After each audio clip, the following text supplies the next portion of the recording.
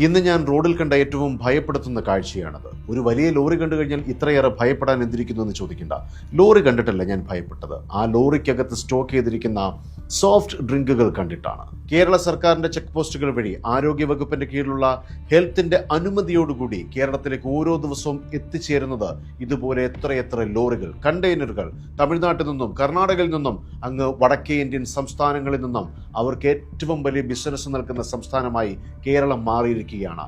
ഈ സോഫ്റ്റ് ഡ്രിങ്കിന്റെ വില നമ്മൾ വാങ്ങുന്നത് വെറും 10 രൂപ മാത്രം. ഇനി അതെങ്ങനെയാണ് നിർമ്മിക്കുന്നതെന്ന് കൂടി കാണണ്ടേ? ഇതാ കാണുക. ഈ സോഫ്റ്റ് ഡ്രിങ്കുകളുമായി ഈ ലോറി ഇനി എത്തുന്നത് എന്റെ ടൗണിലാണ്.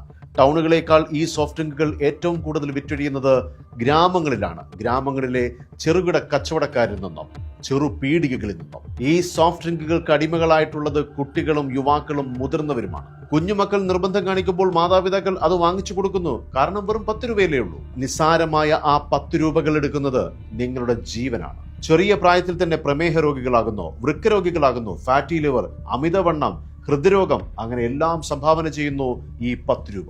അത്രയേറെ മാരകമായ കെമിക്കലും കളറും ചാക്ക് കണക്കിന് പഞ്ചസാരയും മാത്രമാണ് ഈ 10 രൂപയിൽ നിന്നും നമ്മുടെ ശരീരത്തിലേക്ക് കിട്ടുന്നത്. വെറും 10 രൂപയ്ക്ക് ലഭിക്കുന്ന ഈ സോഫ്റ്റ് ഡ്രിങ്കിന്റെ നിർമ്മാണ ചെലവ് എത്രയാണെന്ന് കേൾക്കണ്ടേ? വെറും 2.5 രൂപ മാത്രം.